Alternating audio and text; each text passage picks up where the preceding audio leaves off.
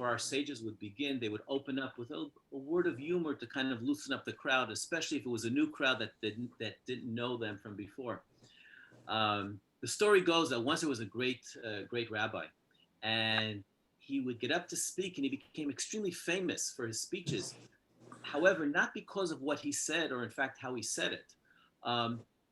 Even more, in fact, no one really cared about what he had to say. But what was fascinating was that he was able to speak, begin, and finish within 7 minutes. It was a marvel. He would begin and finish 7 minutes.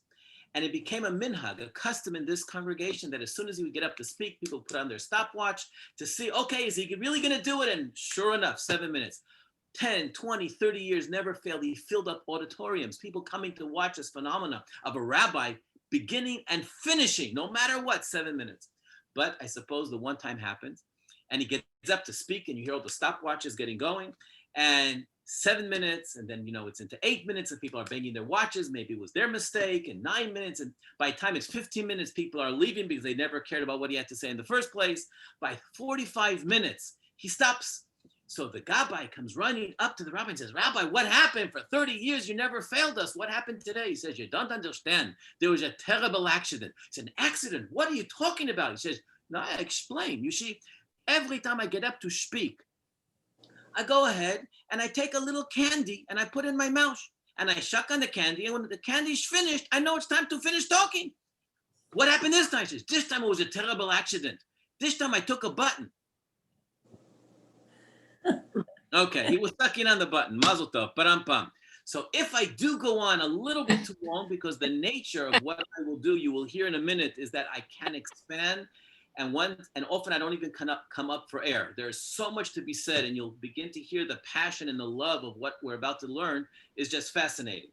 So I'm going to start off from the end of the few comments you mentioned about myself. We do live in Florida. Thank God, Baruch Hashem, married. I am blessed with 11 children. You can go ahead and say, wow, go ahead. Let me hear it. Wow, indeed. Wow. I am blessed so far with 13 grandchildren. Now that's a wow. Yes. Yes. So every Shabbat, we try to make it home. This is one of those unusual Sundays where I'm still at home before I travel off to my next engagement somewhere around the world. But the nature of what I do, as you've mentioned, I'm a sofer. Sofer, as you probably all know, loosely translated as the word scribe, a person who writes. But we also know that the word sofer is derived from the same root, the same shoresh as the word sefer Torah. So the one who writes the sefer is the sofer. I'm not sure if you are aware, but the word sefer is the same root as the word sipur, which means a story. It says that the original scribes were not only glorified calligraphers, but rather they were also storytellers. They were those who would actually come and engage the one who was participating in Torah, not just in the physical act of it, but in the spirit and the energy of it as well. So here I am to kind of give you a bit of a combination of all. So the subject at hand is one of the more famous Jewish lines out there. And it's called Tzedek, Tzedek, Tirdof. And you shall seek and chase and run after this Tzedek. Okay. Often, probably the best place to begin is, where is this and in what contents is this verse coming? And surely often, and it's somewhat of a mainstream concept, is that often Tzedek, Tzedek, Tirdof is one of the taglines of, if not one of the main taglines to the concept of Tikkun Olam. Let's make this world a better place. For it says Tzedek, Tzedek, Tirdof, so it kind of goes together. So in order to really get to the heart of it and to understand the significance of the reason of the statement, and ultimately, as I would like to say, what will be our real marching orders from this particular lesson, because any Jewish lesson that ends up simply being philosophical on a certain level misses the target, because often the target of Judaism is not just a philosophy, a beautiful piece of wisdom, but how does it impact you to make you that one step better and improving in your act, in your conduct, and whatever you do. So we're going to try to weave between all the various concepts to get to the final point is, What can we do? What am I supposed to do as a result of what we're going to discuss today? With your permission, I'm going to open this up a little bit as a conversational piece rather than simply just a lecture. Please So do. the three words are called Tzedek, Tzedek, Tirdof. Beautiful. And justice you shall seek, right? You shall run after it and try to find it in all places. Does anyone know, first of all, where does it appear in the Torah? And if you know it, you can say it. Let me see if I can get to see everyone here. There we go. View, gallery. Okay. Is there anyone aware of where this particular section of Torah appears? There are 5 books in the Torah. Which part of the Torah does it appear? Anyone? I don't remember. No. Okay. Sometimes something becomes so famous that we identify the tree, but we're not even sure in which forest it shows up in. Okay. So let me tell you a little bit about the forest in which this particular tree is growing. So it is in the middle, practically in the middle of the book of Devarim, Deuteronomy, and it's in Parashat Shoftim. You can open it up. It's in chapter 16, and it comes in verse 20. That's where it appears. So whether you have a Chumash in front of you now, or you later want to go and check up some of the things that I've mentioned and expand on it by yourself, because you will find that it's actually very interesting, not only that line, but in fact, the content in which this line appears.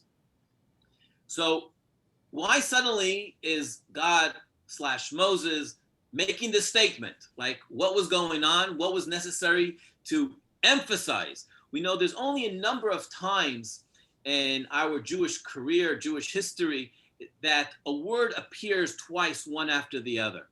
I think one of the more famous ones is when God speaks to Moses from the burning bush. He says, Moshe, Moshe, Moses, Moses, not just Moses. Okay, a lot of times when I call my children, right, and I say, Yossi, Mendel, Esther, right? Any one of my many children, I'll say their name once. So a lot of times it goes in, it goes out, and they kind of either pretend or didn't hear. But if I say Esther, Esther twice, okay, this is real over here. Now take notice.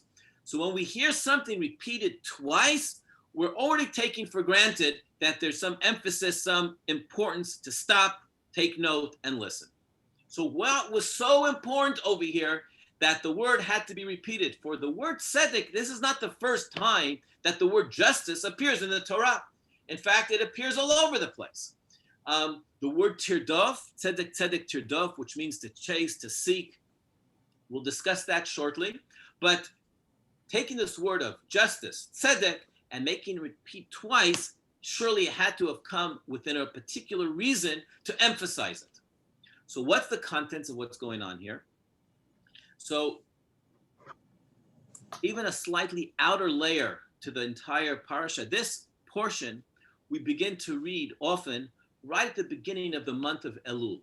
We know there's 12 Jewish months in the year, and each month has its own energy. We're about to go into the month of Adar. We just blessed the new month on this Shabbat.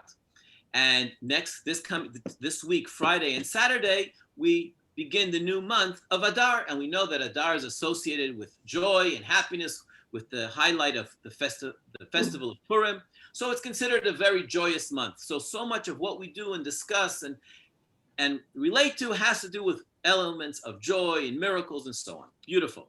So the month of Elul, where this parasha, we begin to read it, we know that Elul is often associated with the concept of doing teshuvah, repentance.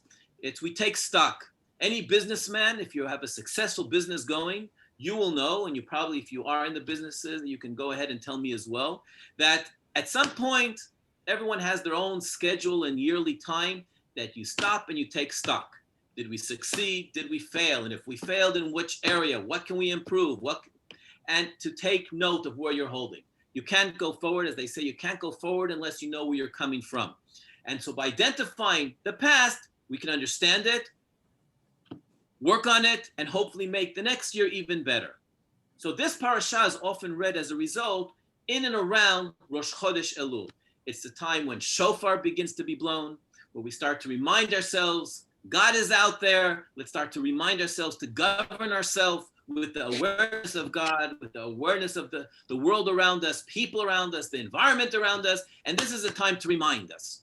So this parasha, which is called Shoftim, which is actually judges. And that really becomes the underline of where this pasuk, tzedek, tzedek, justice, justice, is falling onto. And it's saying something really interesting. It begins and it says that the Jewish people, and here's a bit of a sly undercut, don't appoint yourself to be the judge or the policeman. That's not it. We have to appoint those who are worthy to be judges, and then those who are meant to be policemen. We will discuss what both of those two refer to, and then for the fun of it, I will throw in some Hasidic understandings to it, which really kind of slightly melts this seemingly ice of a concept.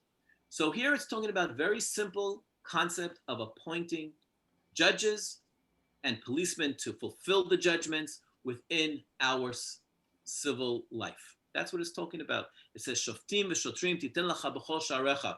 We have to appoint those judges and those policemen at all our gates, meaning at the beginning and of every city. There, if you want to have a civil life where it says, Ish et re'ehu lo yivlo, that one should not swallow up the other, it's important that you have courts.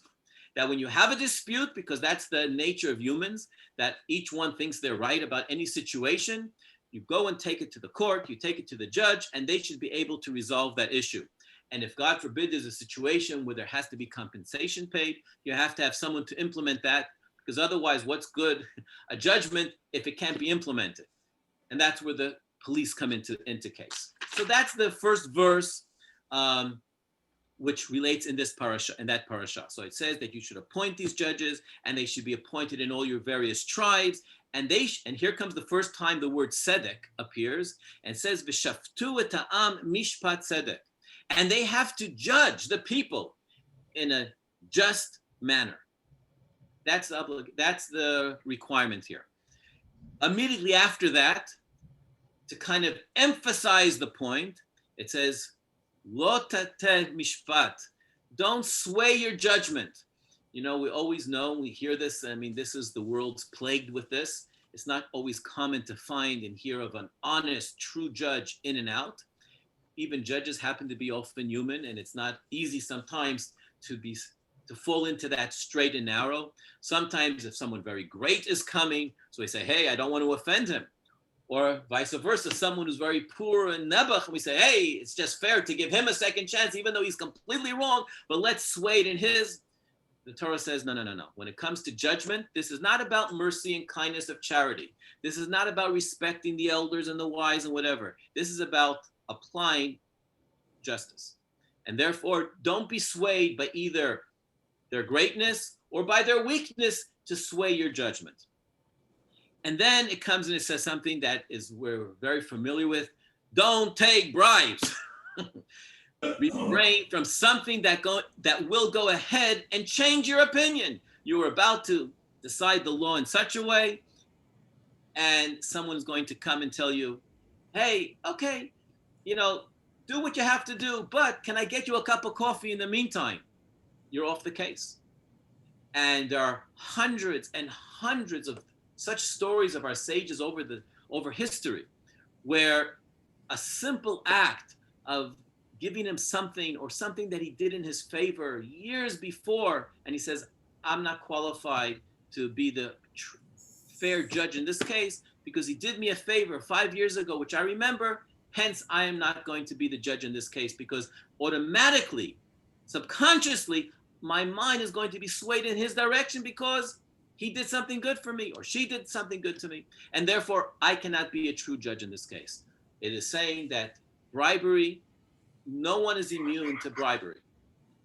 And it says that it can even make the eyes of the wise blind. And then comes our famous line, Tzedek, Tzedek, Tirdof. So now here comes the first question, and that is, so to who are these words being directed at? To who is it being said? God saying this, Moses writing it, and he's saying this to who? Justice, justice you shall seek. The fact is that the Torah here is referring to the judges. Oh, the judges. It's actually referring, the whole situation here is not about the people, because I'm the person coming with a claim. I'm the accuser, or I'm the defendant, and I'm saying, no, it's not my fault. It was their fault, right? The words justice, justice you shall seek is referring to someone who has the capacity to apply justice. And this is referring to the judges. And in fact, the end of that verse, which is very important as well, because ultimately what God is giving us instructions, and if one follows the portion before and the rest of the portion after this, I'm trying to think of the best descriptive way to say this. You know, when a teacher in a school starts to read out the rules for the students and saying, listen, I can be a very strict teacher. I could be a really fun teacher. Here are the simple rules. If we follow these rules, it's going to be easy flow. We're going to get to the end of the year with a big, grand, trip at the end. We're going to get this and this and that. All you got to do is 1, 2, 3. It gives them 5 things. Follow these rules, and it's all yours. Everything else is easy, fun, and good. But just follow to the latter these 5. So here, you have to also remember something very important. Let's take an outer show. When is all of this being told? This is towards the end of the 40 years in the desert. The Jews have been in the desert. They're not in the land of Israel yet. And God is slowly but surely telling Moses to tell the Jewish people, when you get into the land, these are the things you need to do. Why? So you should be able to keep what I'm giving you. I'm about to give you the land of Israel. I'm going to give you this wonderful place where it has all the potential of great success and happiness and health and wealth and all the things you can imagine. All you got to do is these few things. And one of the cornerstones are live in a civil way. Don't eat up one another. Often, I think you probably have heard of this statement before. Who is the worst enemy of the Jewish people? Ourselves. It is horrible. Sometimes I read and I see and I want to cry. We do such damage to ourselves. We don't need any enemies, no anti-Semites, nobody. We are the masters. Funny enough, this past Shabbat, this is a personal story. We're sitting around the Shabbat table. I have some married kids. I have my youngest child, he's only 8. My eldest is 33, and grandchildren. We're sitting around the Shabbat table. And the nature, we're talking about Corona, we're talking about Israel, and we're talking about this. And one of the children brought up something which was a negative element about another group, if you will, within Jews. And, it starts a conversation and whatever. And I stopped the conversation and I said the following. I said, often in this last week's parsha, which was Parashat Yitro, and this is the parasha where we get the Torah. In fact, it's considered the highlight of our Jewish history. We got the Torah, for without it, we would have been nothing. I mean, all of our conversation right now, here and now, is because of this Torah. And yet, I am sure all of you have sung this song many times over the years. It's called Dayenu. Have you sang that song at the Pesach Seder? Dayenu, Dayenu, Day. You know that song, right? And what's that song? If all we got was this and we didn't get the rest of it, Dayenu, we would have been happy. If all we got was this mitzvah or this miracle or that, we would have been happy, right? Here in the Dayenu, it says one that seems to be very hard to understand. It says, had God brought us to Mount Sinai and did not give us the Torah, Dayenu, we would have been happy. Are you kidding me? Do you hear what I just said? If we would have been went through all the hardships, all the difficulties, brought to the mountain, we're standing there, and then we didn't get the Torah, we would have said, yes, Dayenu, we got it. Are you kidding me? That makes absolutely no sense. We'd have been distraught. So how can you explain that? And yet the answer is very simple and extremely powerful. It says there, only one time did the Jewish people received this statement. This statement was said about them. When the Torah describes the camp of the Jewish people around this mountain, it says the following words: Ke'ish echad, belev echad. The Jewish people camped around the mountain like one person with one heart. There was that sense of unity like never before. The fact that we received and we achieved that level of unity, that would have been worth everything. Even the giving up, the truth is, because with unity, we can achieve anything. We can do anything. We can, anything in our mind, if we are united, there's nothing that stops us. And that's even greater in a certain way than even receiving the Torah, because the Torah is to teach you how we should work together and have civil. But if we can keep that civility, dayenu, that's all we need to keep that. So hence, when it came here to the Torah, God is saying, you want to have a civil life in this land of Israel and not eat up one another? Appoint judges. And therefore, the end of the verse says, and if you do this, if you appoint the judges and you appoint the police and Tzedek, Tirdof, and you judges don't be swayed by the wise or by the weak or by the wealthy or by the poor. You just follow the law as it's meant to be fair. You know, I'm sure all your children have said this to you 1,000 times. It's not fair. You heard that line before? I don't know about your kids. My kids use it all the time. But it's not fair. How come they were able to? What? If you can show that you're fair, then, and here are the words, and then you will be worthy of inheriting the land of Israel. That's the contents. There we go. So now, at least as a beginning point, we can see that the whole concept that we are discussing here is in fact very simple civil laws, or not civil law, but rather civility of judges, of society, how we should understand that we all can have and are entitled to different opinions, and we can sometimes feel very strong about it. But when it comes to applying our opinion on someone else, you go to the judge. You go to someone who's not parallel, he's not swayed, he's known and recognized as someone that can hear both sides and surely give over a judgment that is fair. That's Tzedek, Tirdof. Yet from there, now begins the fun. But it's important to understand where this whole thing begins. Okay. Very nice. Thank you. Okay, but this is just the beginning. This is just the beginning. This was just to give you a playing field.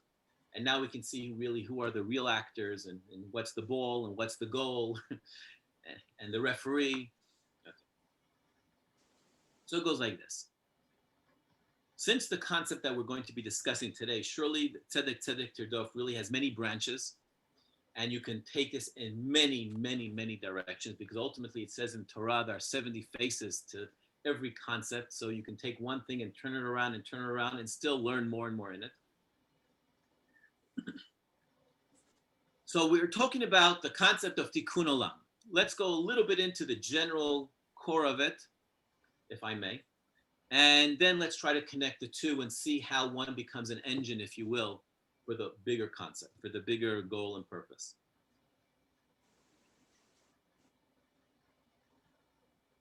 Who says you have to do Tikkun Olam? Says who? Says who? Why? Why should one have to, I'm going to use waste my time to fix the world? Why? Wouldn't it be so much easier to not? Let me go ride my bike. Are we supposed to leave it in a better place than we found it? Okay, that's a beautiful concept. That's very beautiful. But almost by those words, we're applying that there's something wrong with it. Well, we work to have one heart. And then furthermore, by the way, the beautiful thing in such a conversation, just for the record, is that it's almost impossible to say something wrong. Okay. It's all different.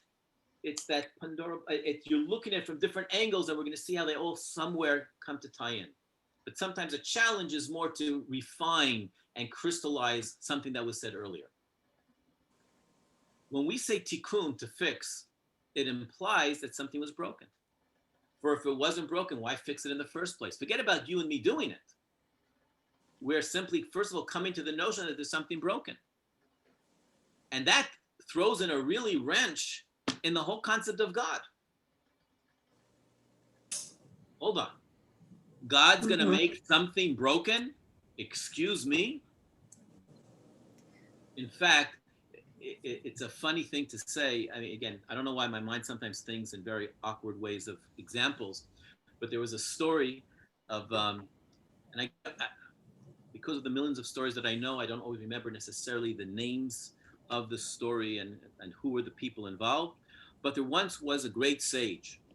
And this one person came to him and he was challenging him about God.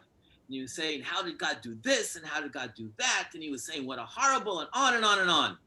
And he was expecting the rabbi, the sage, whoever it was, to say, no, let me explain it to you. You don't understand it. And the rabbi turned around to him and said, I happen to agree with you. That God that you're talking about, I don't believe in him either. If that's the God we're talking about, you have my support. That cannot be the God that I'm going to believe in, because what you're saying makes no sense. You're right. So therefore, let's talk about a God that I do believe in. So in a sense, to turn around and say that God makes mistakes and God has problems and God has issues and therefore he needs me, small little me, to go and fix up this whole place, just that statement in that phrase, in that framework, come on. God, I would think, is a little bit bigger than that, a little stronger than that, a little bit more capable than that.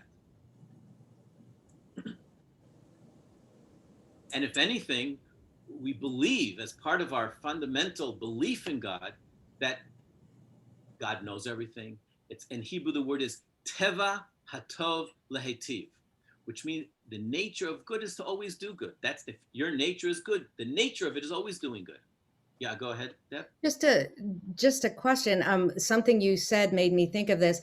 I know that in creation, God made the world and we were charged with taking care of it. And it makes me think of like routine maintenance on a car, right? So the car's good and the car was made correctly, but we have to do things to keep it running smoothly. And then even more than that. Okay, so you touched onto something, but now we're going to take that as the seed, the root, and now that's going to sprout exactly on what you're saying. So Susan, the truth did Susan have something too? Yes, I was just going to add the Shomer Ha'adamah, the guardianship of the world, and we're in partnership with God. So therefore, it's not broken, but rather partnerships here. So there we go. So now we're starting to identify other words that associate. So it's not necessarily broken, because often you say the word tikkun, to fix. It implies that something was broken. So now we're trying to sway that just a little bit, that not necessarily anything is broken here. By the way, for the sake of just conversation, we talk about Gan Eden. Where does the Gan Eden begin? Where does it start? Where's the Garden of Eden, and if you don't know the Hebrew. Yeah, okay, where does that begin? Did you know, according to the Zohar, Kabbalah, etc., it starts this much off the ground? In fact, we are living in Gan Eden right now. In fact, it's called, what lens are you putting on? How often two people can look at the same identical situation, one can marvel how beautiful and wonderful and how great, and the other one will look and say how horrible and depressing and it's the same situation. It's what lens you're looking into. And so therefore, in fact, the world was made exactly as it was meant to be. Every experience that we experience is absolutely meant to be. And yet, here we are with something which is very unusual because it does not exist in the rest of the world. The tree does not have a free will. Human beings have, and it was given to them as a gift. In Hebrew, it's called bechira chofshit, which is free will, to go and choose. But what is there to choose? If it's all good, what are we choosing from? So, as Susan said correctly, it says that we became shutaf l'maaseh bereshit. We became a partner in this creation. And therefore, even in addition to a guardian, actually one of the words that came about that somewhat crystallized the concept of our job here. It says when the Kriyat Yamsuf, when the splitting of the sea occurred, and we then know that there was the Az Yashir, the song at the sea, and Miriam went out and she was singing. They were all singing. There was a particular phrase that was used, and the Hebrew words are Ze Eli ve'anvehu. This is my God, and what does ve'anvehu mean? And I'm going to glorify him. I'm going to beautify him. If here's God, what am I going to say that's going to make God bigger or greater? And that's where, and Deb, you might want to help me on this word. It's called Hidur Mitzvah. What does Hidur Mitzvah mean? Do you guys remember that from our last class last semester? Those of you who are in my class, Hidur Mitzvah, making the mitzvah beautiful, right? Making a mitzvah beautiful, it is or it isn't. What do you mean making it beautiful? So sometimes it's simply decorating it and making sure that it's presented beautifully. When it talks about an etrog, with the lulav and etrog, is to get a beautiful one. But when it comes to deeds, this is the example I like to give. We know that there's a mitzvah of kibud av va'em. There's a mitzvah of honoring your parents, father and mother. Beautiful. So when a parent says to a child, hey, can you please help clear the table, right? So the child has a mitzvah to listen. I'll give you the first example. My son Yossi, we love him. He's a scholar, he's a great boy. However, sometimes I'll say to him, clear the table, and he'll go like this, okay, I'll do it. And he makes the whole world know that he's overburdened. He's working so hard, and he makes me know it and the whole house know it. I said to him, Yossi, you're doing the mitzvah anyway. You can do it and gain extra points by doing it in a beautiful way. If you say, okay, Dad, I'll do it, drum and run. Dad, what else can I do? You did the same mitzvah, but one was a hidur mitzvah. By doing it, moaning and groaning, you still get check on your chart. You did it.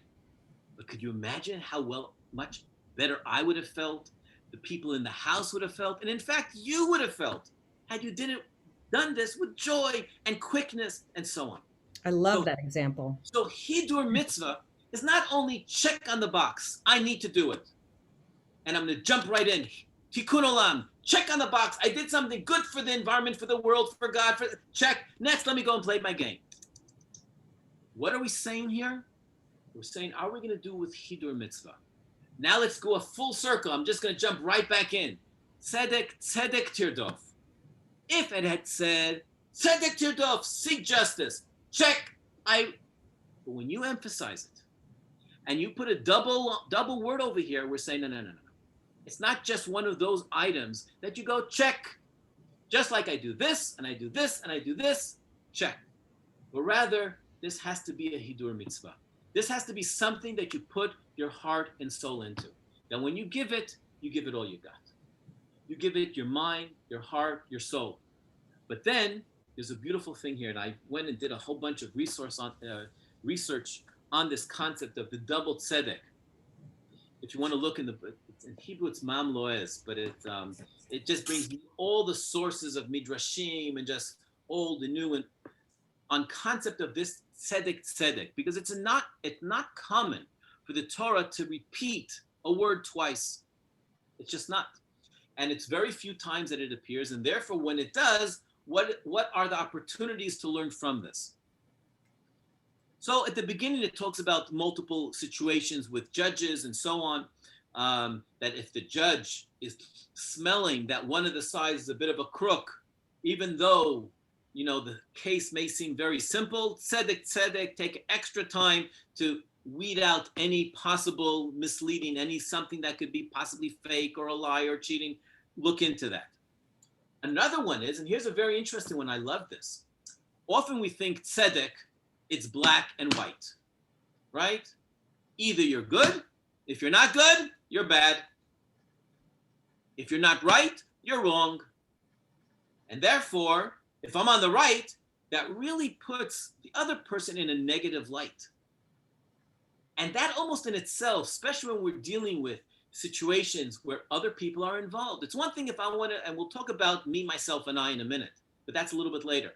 But in the meantime, when we're looking and our statements and proclamations are not only applying to ourselves, but it's applying to others and to other groups and other individuals and other countries. And here it's coming to say tzedek, tzedek.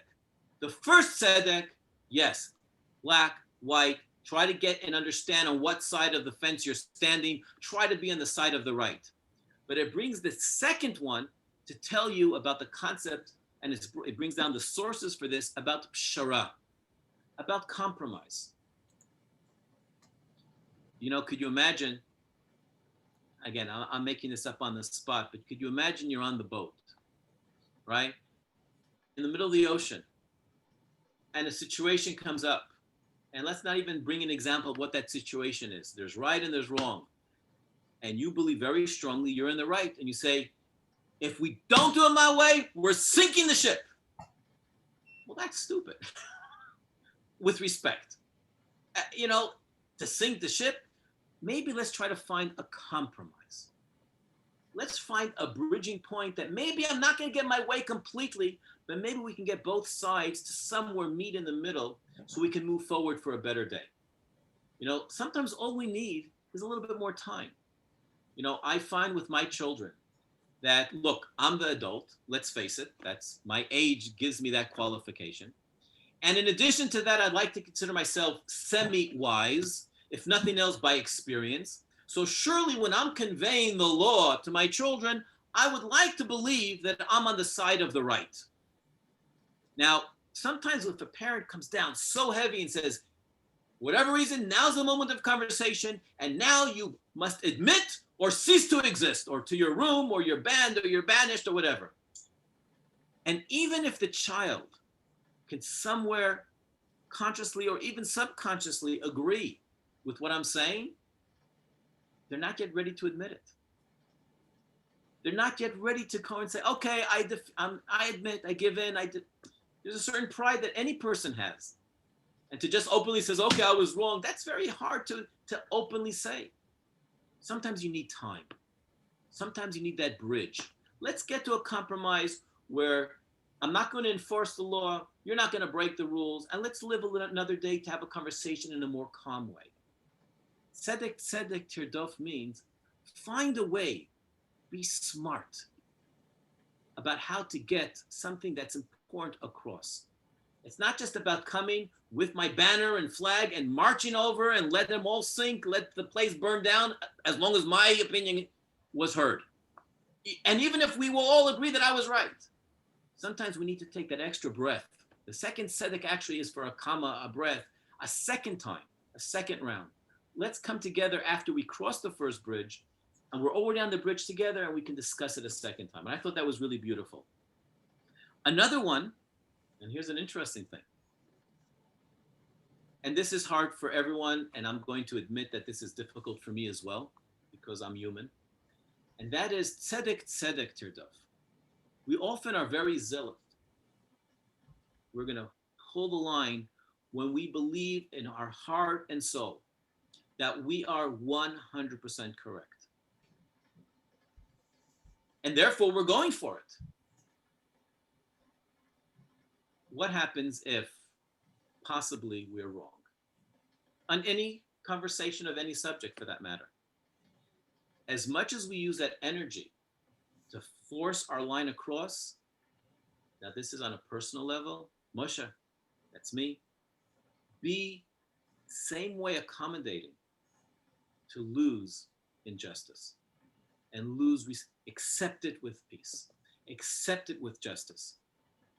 It's called tafsid b'tzedek, lose injustice.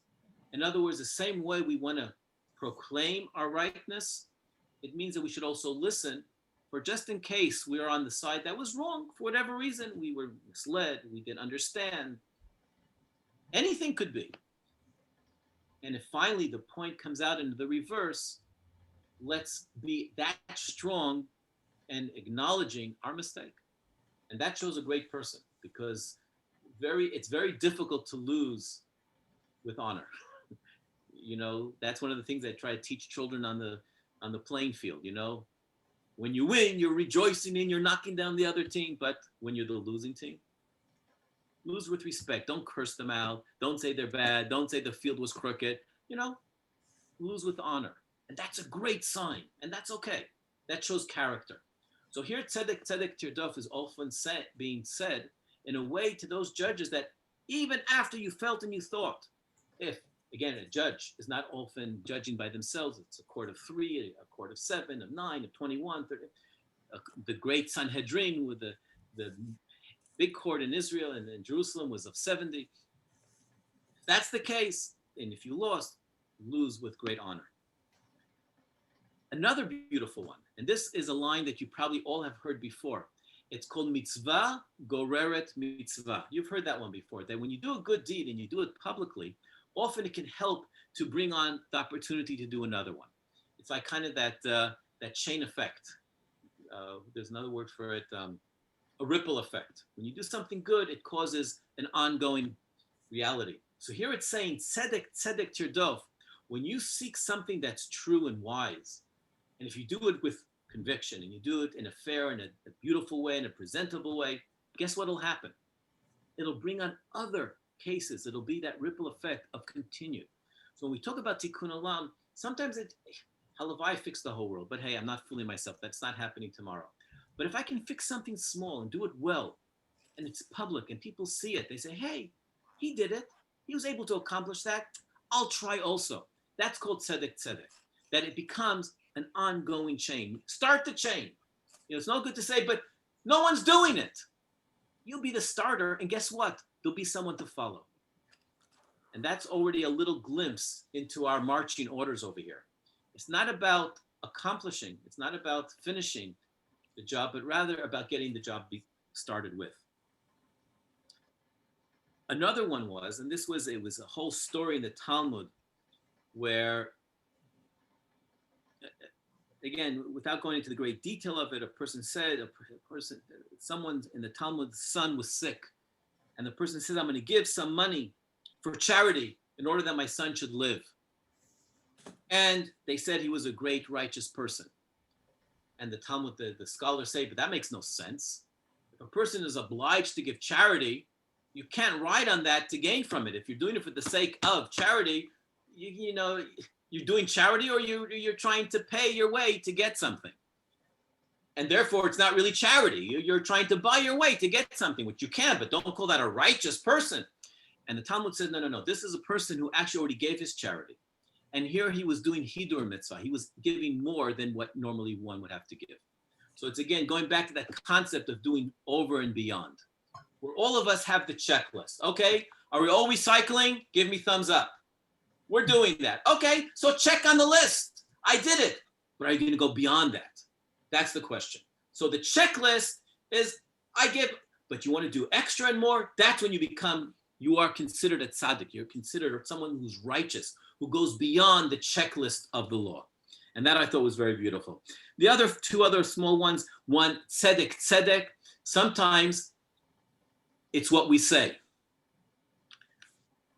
I'm not the first to say this and surely won't be the last, but it's the famous phrase, it's not what you say, it's what you do. Right? We are masters of speech. We are masters of getting up on the pulpit and from any possible and state our case. I don't like to go into politics, but politicians are full of that one. No matter what side of the aisle, they speak and they speak. How do we know a good politician is really worth his words? Is when you see the actions. The actions is what talk.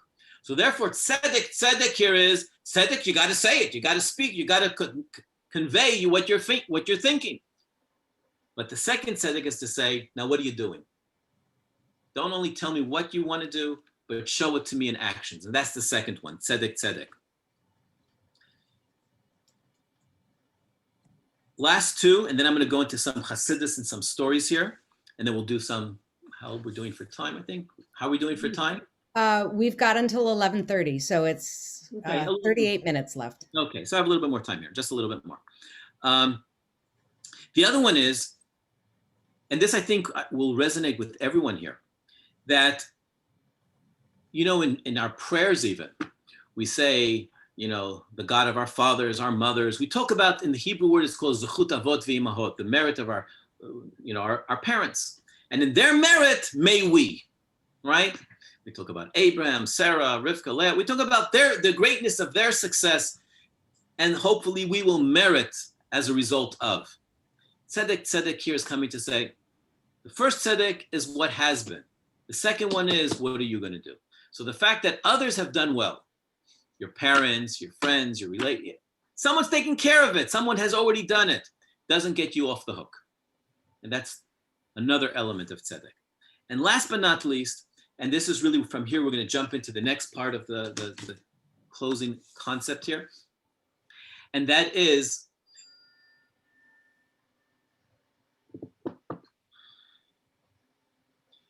I mentioned at the beginning of this conversation, of this lecture, whatever, that it boils down to what are we going to do? And there's a beautiful concept, when a person gets called to the Torah, what is that phrase called when a person's called to the Torah in Hebrew? It's called a person getting an aliyah, right? What does the word aliyah mean? To go up. It means to go up. Even if you're going down from the higher downwards, it doesn't make it. It's called aliyah. When a person moves to Israel, what's it called? Aliyah.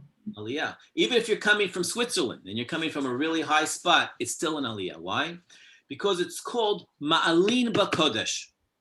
When it comes to doing something holy and righteous, you always have to find ways to continue going higher and higher and never to settle on a plateau of, I reached it and I'm good. So having said that, the concept of Tikkun Olam, I think it was Rabbi Meir Farmishlan. He was a very famous, great sage, lived about some 200, 250 years ago. And he said the following statement. He said, when I was young, and I was idealistic, I said, I have the power, and people recognize it in me. I have the power to change the world. I can actually do it. And then some years went by, and I realized that task was really great. I said, you know what? I'm going to try to minimize it and take all that effort and work on my country, which is a big task. I mean, this is massive and big, but I have the capacity, the energy. And some more years went by, and I realized that's still a little bit difficult to accomplish. He said, you know what? I think what I'm going to try to focus on is my city. It's a big city. And I'm going to put all my energy in trying to elevate and bring forth this wonder of Tikkun Olam to my city. And a few more years went by, and he says, this is really getting hard. You know what I'm going to do is I think I'm going to have the greatest power first beginning with my family. I'm going to work on my parents, my spouse, my children, my siblings, my extended family. I'm going to work on them and make them the best they can be. And then a few more years went by, and he said, you know what, Rabbi Meir, to himself, he says, I've come to recognize the only person I can really work on is myself. So the beginning point of Tikkun Olam actually is yourself. It's really looking inside and seeing what kind of person I can be. What kind of person can I portray myself as? And often the greatest lesson that we can help others is not, in fact, in the words that we say, and not only in the actions that we show out, but rather by the conduct of ourselves, how we guard our eyes, how we guard our mouth, how we guard our actions. And when we are able to go and make myself a kingdom, if you will, suddenly people take notice, because that's the way this world goes. It begins then with your spouse. It could be with children. It could be with family members. It could be with friends around you. Wow, they could do it. I saw they had an option and they still chose the right path. And that's where Tikkun Olam becomes like that little candle. You take a little candle, and the uniqueness of a little candle is that it brings a lot of light to a dark space. And beyond that, a candle never, ever loses anything of its own power. Unlike if I give charity, for example, I may give you $10, but now I am short $10. That's the nature of it. If I give you a loaf of bread, now I am short a loaf of bread. No matter what we give and share and do, often it's the gain of one, the loss of the other. Light, a candlelight, on the other hand, once I'm lit, so many others can light their candle from it and it will never diminish my light. And so therefore, Tikkun Olam, as what is being referred to over here, Tzedek, Tirdof, it is saying, my friend, you be the best candle, the best light that you can be. And suddenly that starts to overflow with others. And your actions can split the sea. Your actions can really make a complete difference in this world. A little Hasidic teaching, and then maybe we'll go into some little other concepts here. I'll start off with a little midrash story. And I have to admit that as wise as I like to think I am, I'm learning things all the time. And I only heard this last night. It was at my father's 82nd birthday. So our whole family got together and my brother went and repeated a Dvar Torah, which I had never heard before. I knew a lot of the pieces of it, but the punchline was unbelievable. And it goes the following. So it's all right if some of the things I'm saying you never heard of, because neither did I. 2 weeks ago, we read the Parshat Beshalach, the splitting of the Red Sea. So for all I knew, how many times in history was the sea split? Just one. One time. So my brother said, are you aware that it was twice? No, never heard of that. He said, yeah, it's twice. He said, how do you say that? So he starts off like this. He said, there was two characters in our Torah, two Jewish characters, who actually were the scoundrels of Judaism. And they are mentioned technically, officially 4 times in the Torah. And they were called Datan and Abiram. These were 2 Jewish characters who, wherever problems were taking place, they were in the midst of it. Now, again, without trying to remember them all exactly, but with the story, for example, with Korach, Datan and Abiram were there. When it talks about the people complaining about Shabbat, right, and that we can't get food or what's going to be, Datan and Abiram were there. When the prophets, Datan and Abiram, there's 4 different times that they were complaining. One was about the man. They were complaining about the manna, that it wasn't good. Oh, and the other one obviously was the famous one where, the story when Moses came out after the Egyptian was hitting the Jew, was hitting the Israelite, and Moses killed him as a result, defending the Jew. And those 2 guys witnessed it. And the next day, Moses comes out and he sees these 2 guys fighting. And he says to them, why are you fighting? And those 2 respond to Moses and say, hey, you're going to kill us like you killed the Egyptian? And they went and tittle-tattled on Moses to Pharaoh. And that's why Pharaoh wanted to kill Moses and Moses had to run away. So these guys were notorious as the bad guys. It says, now this is where the new piece comes in. After the Jews left Egypt and they're already standing by the Red Sea, the Torah says something very interesting. And I don't have it right in front of me to read to you the exact verse, but it says that Paro said to the Jewish people, Vayomer Paro libnei Israel, Nivuchim hem ba'aretz. That's the quote of the verse. And Pharaoh said to the Jewish people, they are lost in the desert. Hold on. The Jews are not in Egypt anymore. Who was he talking to? You ready for this one? It says that Datan and Abiram didn't leave. They didn't leave Egypt. They didn't believe in this whole Exodus. They stayed. And the question becomes even more. And so it says that since the moment you have 2 Jews, it's considered like the Jewish people, it's 2, right? So it says that Pharaoh was speaking to these 2 Israelites and saying the Jewish people are lost. And he was talking to them in Egypt while the Jews are already by the Red Sea. And so one of the obvious questions all of us around the table we ask, he says, according to the Midrash, it says that during the plague of darkness, 4/5 of the Jewish people were killed. Those who did not want to leave Egypt didn't merit to see the day. And so it is not to let the Egyptians see the downfall of the Jews at that time. They died during the darkness, so no one saw it. It says actually that when the Jewish people were leaving, they were in mourning because so many people had lost families. But here, these 2 guys didn't want to leave. So why didn't they die? Why weren't they killed in all the various times of their terrible misbehavior, if you will. And here was the classical one. They didn't want to leave. So how did they even get out later? What happened? So here's the interesting thing. It says that Pharaoh then was chasing the Jews, and he took Datan and Abiram with him to go and see how he's going to go and get the Jews and bring them back to Egypt. In fact, Datan and Abiram went into the sea with Pharaoh, and the Jews are coming out, and now the ocean was closing on them. And apparently, it says, Yam Ra'avayano. So what was the word? I'm forgetting the Hebrew word. Basically, the word that is used in the Torah, it says there that the ocean got angry and opened up. And it uses the word angry as a reference to say that it had to open up a second time to let these two guys out. So the question becomes, whoa, it was a splitting of the sea, once for the Jewish people, and then a second time for who?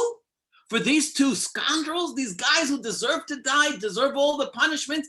Not only did they not get punished, but the sea split for them. How can this be? And here's the answer. And this is something I never heard before, but it makes sense. It says that Vayuku b'nei Israel, that when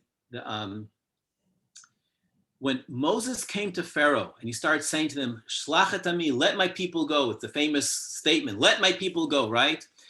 And every time Moses came to Pharaoh, especially at the beginning, and Pharaoh says, you think you want to go? I'm going to make it more tough and rough. And he made the persecution of the Jews in slavery more difficult. And what was going on then, similar to what was going on in Germany at the time, that the police over the Jewish people were Jews. And they were getting the instructions from the Germans to make the Jews work. And if the Jews didn't work, who got beaten? It was the Jewish policemen. Similar here in Egypt, the police to police the Jews were Jews. And when the Jews were not fulfilling their required quota, who was getting beaten? It was these policemen. So what happens? Listen to this one. Moses comes out, and the Torah just says that they turned around to Moses, these police, and said, Moses, ever since you went to Pharaoh, we've been getting beaten more and more. Stop. Don't go to Pharaoh anymore. Don't make our life more difficult. You know who those policemen were? Who were taking the beatings for the rest of the Jewish people? It was Datan and Abiram. Here were Jews who didn't believe in God. They did not believe in redemption. They didn't believe in any of it. But because this was their team, they took the beating for the team. And in that merit, the sea split for them. Because they took it for someone else, where's a greater justice than trying to do the right thing that you've ever heard of? And a person doesn't even believe in the system, doesn't believe in any of it, didn't leave Egypt. But because of that merit of standing up for their brother, they merited the splitting of the sea. Tzedek, tzedek, tirdof means that when you see something happening, it's not only about being the right and telling everyone else that they're wrong, but to take the beating, take the hardship of what it is. Don't take the easy path. You know, sometimes when we stand up, and I remember back in the day when I was talking to my family and friends, whatever, about recycling. And I was ridiculed, right? People laughed at me, right? So the easy route is okay, you go into your cocoon and you, right? But in nice ways and in beautiful ways with stories and on. I didn't let go. And even though the punches were coming in, you know, as far as, yeah, you're crazy, this is not what we do, who does it, what's going, that's the way the world used to think back in the day, right?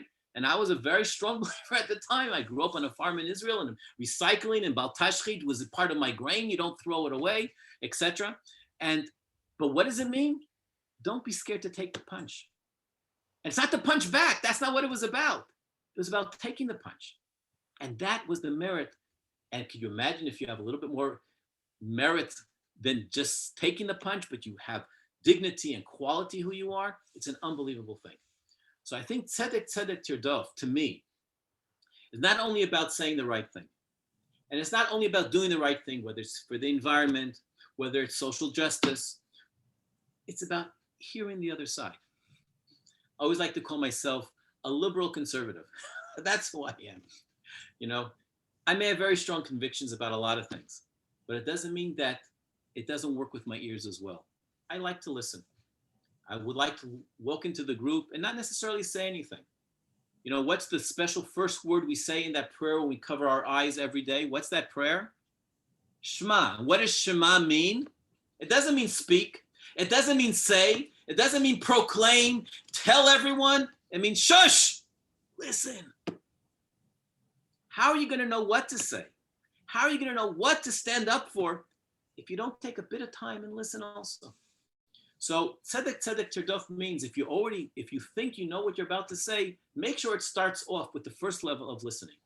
Listen to those who know, and always be willing to hear another side, because then at least we can come to, at the very least, at the beginning, to find the pshara, to find a compromise for the sake of the better good. Because if it's only to my way or the highway, I may win this battle, but the war may come my way and I might lose that one. And then what did I gain? So I gained one day that my way was heard. I'd rather be a complete success. And therefore, sometimes it's little steps. Let's start with a little compost. Let's start with a little recycling. Let's start with a little. Let's not do all of it. Well, let's start. And then we get there. Tzedek, Tirdof is to do it in a way that you have conviction, that you have, make it beautiful. Make it in a way that someone can look at you and say, wow, despite their crazy way of thought, right? You're a nut. But they're doing it they're giving beauty to it. They're doing it in a nice way. It's presented in a nice way. It's not a witch hunt. This is a beautiful tzaddik hunt. Tzaddik means to be righteous, to be someone who's good and caring. That's what tzaddik is. Last but not least, and I will finish with this particular point, we know that gematria, ever heard the word gematria before? The numerical value of words, of letters. Every letter in Hebrew equals a number. Aleph is 1, Bet is 2. And there are those scholars who, when they read Torah, they're not reading letters, they're reading numbers. It's combination of numbers. When you take the word tzedek, and you add up the numbers, you're going to get the number 388, which is the same number as Mashiach, which is the Messiah. You want to get to the level of bringing redemption to this world. It's doing all these different elements and branches of justice, of bringing it in such a way where you're kind to others, where you're kind to yourself. My father often would turn around sometimes, especially on my birthday, he would say, Moshe, today's a good day to give yourself a big hug. Sometimes you have to love yourself. That's important. It's important to love the world, love the environment, love other people, love your family. It's okay to love yourself sometimes. Give yourself a big hug. Tzedek means be right with yourself as well. And when you feel loved, at the very least by yourself, you can then give love over to others as well. And then it's okay if I have to take a punch for someone that I love, it's okay because I love them. The moment you throw in the love word, things just become so much easier. And I find this with my children as well. I mean, listen, I can tell the story, I can read out the law, and it's easy to lecture. But when you add in the honey of love, when you show it in a beautiful way, that's the hadar mitzvah, suddenly my children melt. Because they saw that I wasn't coming with a whip. I wasn't coming just to show that I was right. I was coming because they felt the love. So in conclusion, Tzedek, Tirdof, the way we can bring Mashiach, we can actually fix this world, we can actually fix all the various elements, is first looking deep inside, seeing who we are, seeing what are our strengths, but how much more so to do it in a way that it's not putting down anyone else, but it's always helping us rise, doing the aliyah. We should go up higher. And then by our example, believe it or not, it's one step at a time. We can correct and work on ourselves, and it'll affect our families, our friends, our city, our state, in fact, the whole world. Yeshar Koach. Well done. Okay, I'm not sure if you have any questions before we go into some activity. Any questions there? Okay. No, thank you. Okay. So what do you guys have in front of you there as far as the, show me what you got. As far as supplies go? Yeah. We should have paper We have a marker that has a brush on one end and a fine tip on the other, Right. and possibly pencils and rulers. Okay, very good, very good. Okay, so I want to go now and just talk about a few very important things very quickly here. In the Torah, when you have any sheet, you're always going to have lines scored on the parchment. It's always like that. The next time you get to see a Torah, look closely and you're going to see every line, there's going to be every line of Torah, there's going to be a scored line in there as well. But what's fascinating is the following. Let's go like this.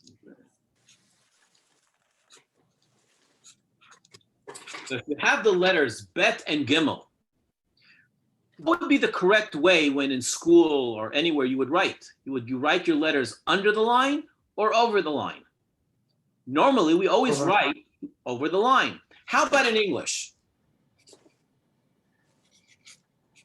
Over the line. We always use it over the line. And yet, when you have a chance to look in the Torah, you're going to see that all the letters in the Torah, and we're going to start off with the letter Tzaddik here.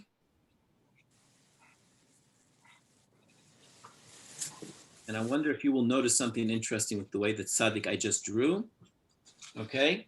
But the letter Tzaddik actually appears under the line. Have you see that? All the letters appear under the line. Does anyone know why? No, okay. You'd like to know or not so much? Okay, and just before that, I'm going to throw a little wrench in it. If you look at this letter Tzaddik, you see something strange with the way I did it? I'm not sure how you did your Tzaddik, but I'm going to draw another one here.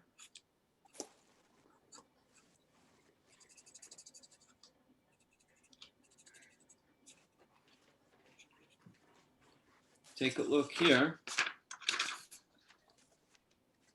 Can you see one is facing inwards? Another one is facing outwards. You see that? Yeah. Okay. Yep. So the one that's outwards like this is called the Ari script. This one's called the Bet Yosef script. They're both at Tzaddik, but slightly different custom in the style of that letter Yud. Is it facing outwards or inwards? The And in inwards fact, is more like an iron. well, this is how. Sorry?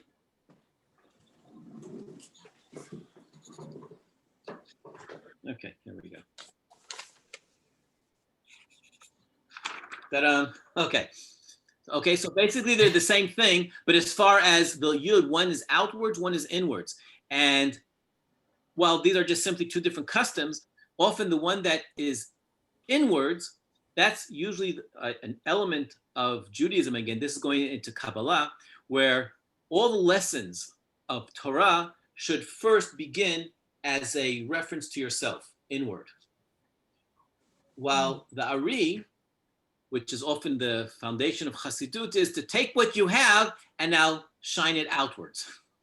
Okay, so that this is an inward, this is outward. Both tzaddiks both have the same energy, but one is what's the first beginning point? Okay, why the line? What's this? I'm gonna try to do this fairly quickly as far as that concept goes. In Kabbalah, you've all heard of the word Kabbalah before? Say yes. Yes. Okay, good. It's not the Madonna stuff, by the way. We're talking about the real, the mystical teachings of Judaism, which really represents all the stories and energies and the reasons behind everything. And in Kabbalah, it talks about everything in the world, including lines. And it said that in this world, there are two types of lines. It says there are lines that divide and there are lines that connect. And it gives examples for both of them. And it says one of the examples for lines that divide are the lines in the Torah. Wrong paper. Okay, it's this line. So they ask, what is it dividing between? So it says, anything that appears above the line represents the spiritual realm. Anything that appears under the line represents the physical world. Olam HaTeva, the world of nature. That's what it says there. But this concept actually has a source literally in Torah, for that matter. The story goes, the Jewish people come out of Egypt, cross the Red Sea. They come around Mount Sinai, right? And they're about to get the Torah. And it says that the Jewish people were so excited, they prepared themselves for 3 days. And then the big macher, the big guy, that's Moses, he's going up the mountain. He's more excited than anybody else. This is the conclusion of his mission.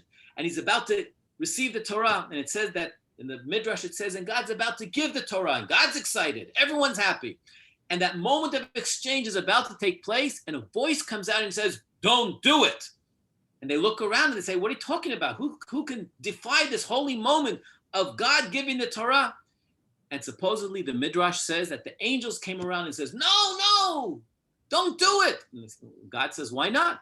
He says, you're going to give the Torah. Do you know what this Torah is? It has the secrets of the universe. It has what God is in the Torah. It's the most magical concept ever created. And you're going to give this concept, Torah, to humans? Did you ever meet humans before, any of you? I'm not sure if you've ever met a human. Let me tell you what to expect. See, these humans are very strange. Today they say they love you, the next day they hate you, today it's cold, the next day it's hot. They did it, they forgot it, they blame the other person, it's the dog, it's always excuses. Today it's this chocolate, the next day they hate it. They can never keep one thing and stick with it. Today they say they love Torah, the next day, it's football. The next day, forget football, it's hockey. They cannot keep to one thing. And even if they promise they'll do it, they'll say, I forgot it. It's my wife's fault, my husband's fault. It's always someone else. The angel said, give it to us. We'll never forget it. We will respect it, honor it all the time, forever. Don't give it to humans or we're going to forget it. So God said they got a point. In fact, the verse says, Tanaho dechal hashamayim. The angel said this is a verse in Psalms, keep your glory up in heaven. Don't give the Torah down in this world. So God says to Moses, what, you want the Torah? Yeah, says you answer that. So he put Moses on the spot. So the Midrash says, and this is something that your rabbis, I'm sure, have said at different times. The Midrash says that Moses turned to the angels and said to them, I'm not sure how you address an angel, your gloriness, your angelness. Do you have parents? The angel says, we're not born, we don't have parents. Says, well, I knew that, but if you don't have parents, how are you going to fulfill the commandment in the Torah that says, honor your father and mother? You can't do it. Good point, Sonny. Never thought of that one. Can I ask you one more question? Were you ever slaves in Egypt? Said, us slaves, one whoosh of my wing, I could have wiped out the whole place. I knew that as well, said Moses. But if you were never a slave and you were never freed, how can you celebrate Passover? So Moses proved to the angels two things. Number one, whenever mommy and daddy say about their child, my child is such an angel, no, they're not. That's number one. Number two, while we are not angels, we have one advantage over the angels. And that is, we can do something that's called teshuvah. We can repent. We can say we're sorry. Angels can never say they're sorry because they never did anything wrong. The only ones who can use this Torah and actually benefit from the message of the Torah is us humans. Aha. Where are the letters in the Torah? Above the line or under the line? Above the line represents the spiritual world, the world of angels. It appears down in this world. So even before you can even read it, just by seeing it appear in the physical realm, it's meant to be a message that this Torah belongs to you. It belongs here and now for us to utilize. And that's the line. Now the word tzedek, as you saw, we just did the tzaddik there, and I'm going to do the three other letters, and I'm going to talk about them. Now, I'm going to also show you how you go about writing them.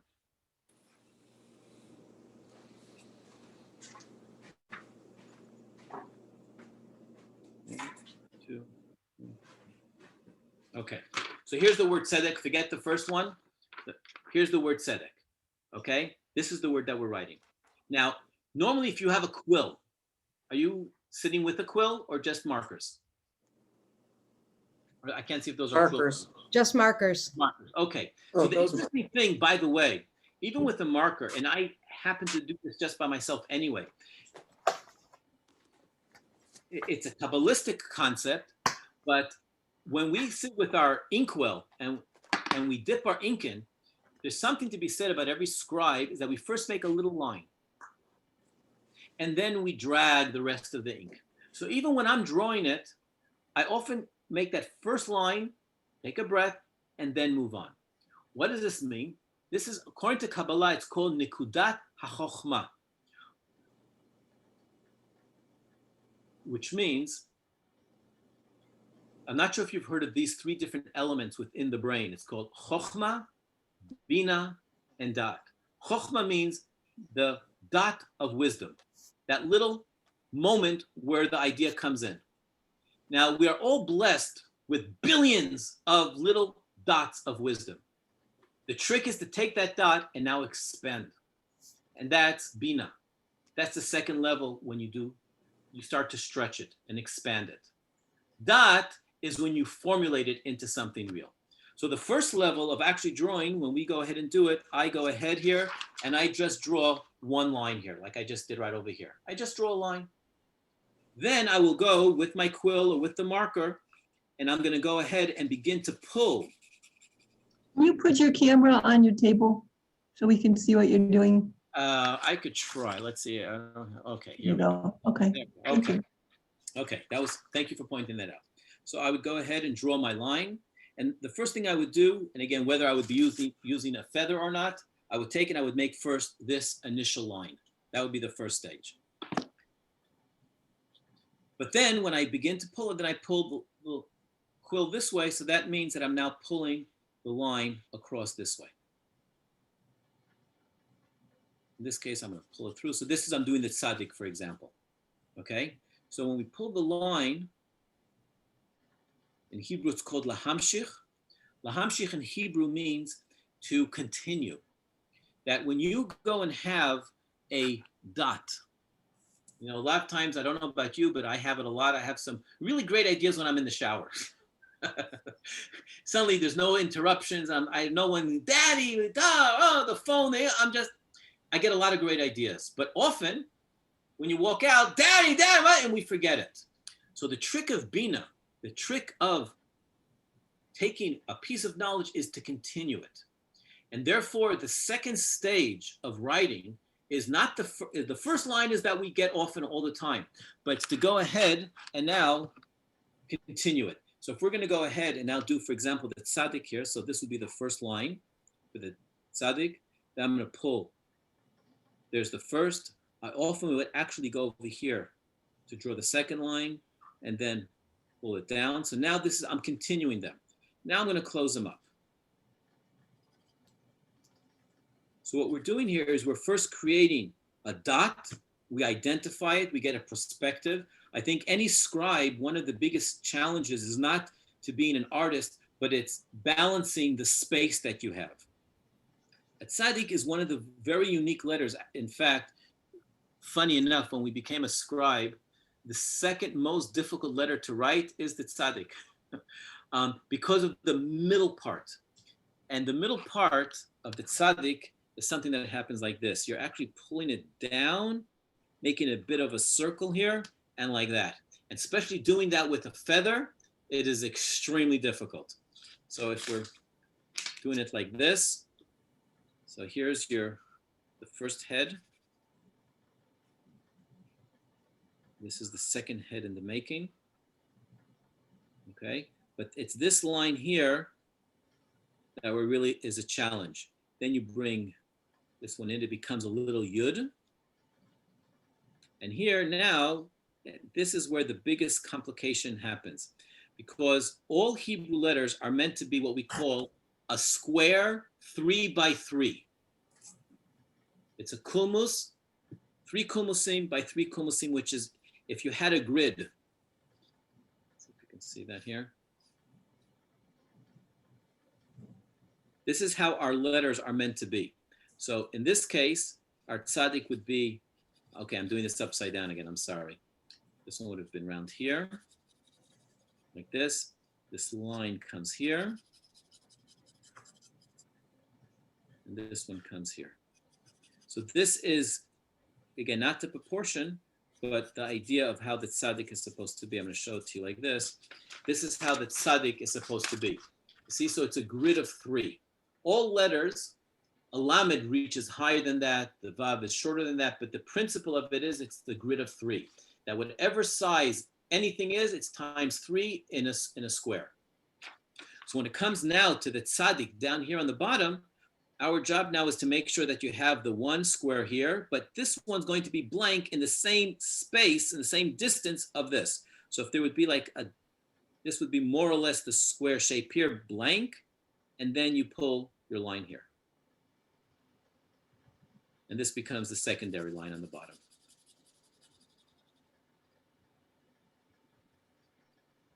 Okay. Now, does anyone know the numerical value of the letter Tzaddik? Oh, not offhand. Okay. 36. No. Well, that's a good. Okay. So the interesting way how it works is Aleph through Yud is 1 through 10. 10, yeah. Okay. But once you pass 10, then it goes into tens at a time. So Kaf will be 20, Lamed will be 30, and if you move along, you'll come that Tzaddik will actually be a 90. That's where you get the 90. So Tzaddik is a 90. And it's a very important number, as you'll see in a minute, as far as it relates here to the next part. So the next one's going to be the Dalet. And now the way the Dalet works is after we created first our first line here, and then we pull the straight part on top. Then this one comes down, again, within the invisible box of 3. 3/4 down, it's an angle. And then it's short on top, and it's like this. This is how the Dalet would be. By the way, if anybody needs to go, I am recording this and I'll make the recording available. So. Okay, and I just want to finish with the last piece because I'm going to tie all 3 together. Now the Kuf is a very interesting letter because the Kuf goes like this. We start with our first line, and it's going to be pulling all the way to the 3 as we would have as if divided into the 3 groups, into the 3 squares. So that's the first. Then here, on the bottom is going to be, again, the same distance without, and then about over here, we make a little one right over here. And then this comes around like that. But now comes in the middle of this box of the grid, you would have here a square like this inside. And then this one comes all the way down. And this would be your Kuf. Now, what's so significant, in fact, about just simply how the beauty and the wonder of how it's being written? And it goes like this. Kuf, if Tzaddik is a 90, what's a Kuf? Kuf actually is the next letter. Oh, so 100. 100. So it's 100. Okay? Now, a Kuf representing 100, 100 is considered a perfect number. It's that perfection of 10 times 10. Now's not the time to go into many hours of conversation and discussion about the significance of 100 and the symbolism of building up to it and the symbolism of what follows through it and the energy of 100 in there. Here you're at a 90. 90 it's the one step before. What's a Dalet? 4. So while the Dalet in Hebrew basically means, let me get this correctly, upside down, it means 4, okay? I'll talk in a minute about the number 4, but the letter Dalet also in Hebrew means a door. That's the significance of the letter Dalet. It means a delet. And we know that when we hear of the letter of the word door, we know that the purpose of the door is not to draw on. I mean, you can, but that's not its reason. A door does not give you medicine. The door is not for light. The door is for one purpose only. It's to open. It's to allow you transition from one place to another place. And while the door is closed, there's somewhat of a fear because I'm not on the other side. And who knows what's on the other side? Maybe there's a bad guy. Maybe there's nothing. Maybe there's a wonder. We don't know. Our challenge in this world is to open doors. Find out some doors we're not going to like what we see on the other side, and we shut them. They become our protection. Sometimes we open the door and we say, whoa, I've been waiting to get into this place. You open it up wide and you walk through it. The Dalet is so significant in the concept of tzedek, of justice, because it means if all our Judaism was take tomatoes and when you finish, put them in the compost. life is easy. If that's all it was, simple. But you know how much environmental issues we need to consider every single moment with the way we eat, we talk, we walk, we fly. There's no end to it. Our speech, our actions, our doing, people, relationships, forget it, the tomatoes, the way I talk to you. I can do it this way, I can do it that way.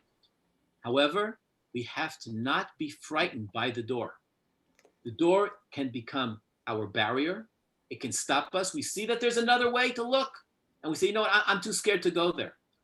Or we're willing as Jews to open up that door and explore it and see what it is. And in fact, I think, if I may say so, this may be a little bit not conservative, but Corona has introduced a lot of new things into the Jewish world, including into the Haredi world, into the ultra-Orthodox, including Zoom, which was a never doing. No one was doing. Now look at that. Open the door. Don't be scared to try new things. Don't be scared to open up and allow and bring, find out. Maybe it won't be good for you, but maybe it will. In Tzedek, it's not just what I know. I think I know it all, 90%. I have a good reason to believe. Open up that door. And I would like to finish at least with the blessing. We can continue discussing a little bit further. But the blessing is that most of us get to a fair resolution of what's right and wrong. I think if I gave you all 500 questions, you'd probably hit into the good 90s of all the correct things to do. We may, by not knowing exact, 90 is great. That's not only a pass, that's an A, right? But the fact is, it's only a 90. You want to get to the perfection, to bring Mashiach, to change the world, you have to not be frightened by opening up doors and hearing whether it's other opinions, other ideas. Learn more. Why is Debbie here organizing, teaching? It's because it doesn't end just because yesterday you thought you got it all. There's always more to learn. And me too. I'm always learning more things I never heard of before. But that can get us and help us reach the level of tzedek, of that 100, where suddenly perfection comes, not by thinking what I heard when I was 6, and therefore I know it all. It's every day and every year growing and learning more. My family always joke with me when I was a little kid, and they say, so how are you doing in school? And I must have been 6 or 7. I responded kind of without much thought. I said, I'm growing every day. And they always laugh at me. Moshe, you're growing every day? I said, you bet. Every day we're growing and learning more. The Dalet is that growth. Tzaddik is our nature. We know so much. We've learned so much. We've been guided so much. We are really good. Don't belittle yourself. Don't say, the whole world's against me. No. We're a strong 90. On your mark, you're doing very well. But if you want to get to that perfection, to that tzedek, to something that's absolutely as crystal, you have to not be frightened by the doors, not be frightened by hearing another opinion. It could be from someone who doesn't look like you, sound like you, talk like you, has a different way of thinking than you. But who knows? Sometimes it's not, and I'll hear it and thank you very much and close the door, and it's not for me. But more than not often, I will learn something that I never understood before from someone who would have never been, by choice, my teacher. But they said something that inspired me, and I'm here to share it with you. So I'd like to bless you all to find your doors. Their doors are all over the place. They represent people. They represent ideas that are floating in the billions all around us. Let's not be frightened by them. Let's embrace them. Let's hear them. Let's identify them, those that are going to work for us, strengthen our 90 and become 100, become perfection. And then, God willing, we have the power. We are born with it. And all we have to do is take it from Chokhmah, which is the dot. It's a good idea. We have good ideas. You take it to the Bina. We stretch it. We start to expand on it.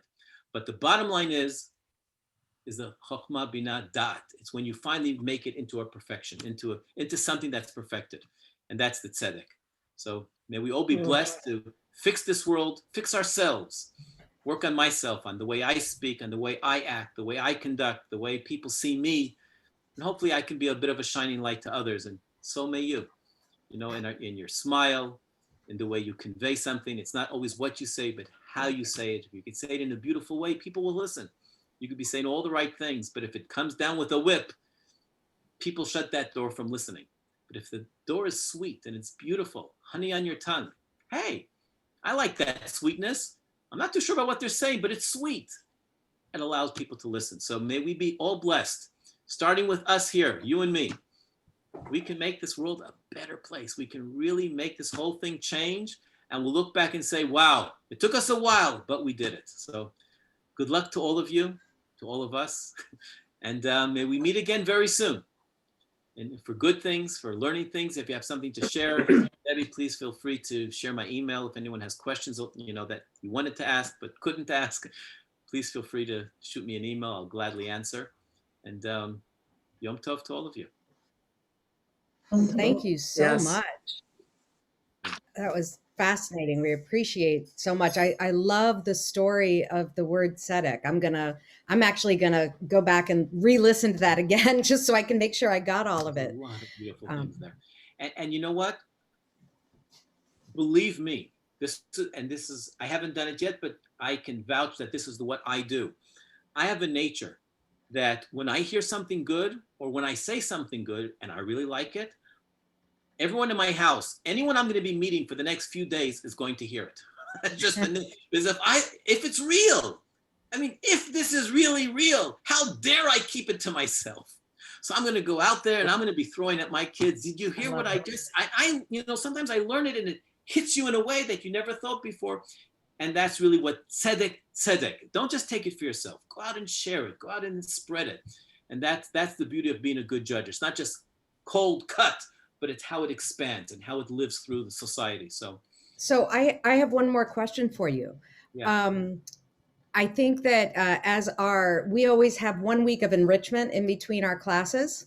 And so I'm going to ask these folks to do something. And what I was hoping we could do, is there a resource you can provide for us so that we can continue and make our own picture of the words tzedek, Tirdof? Do you have a guide that we can follow? I will send you a number of things today, tomorrow, as ideas. I mean, obviously It's up to take or not.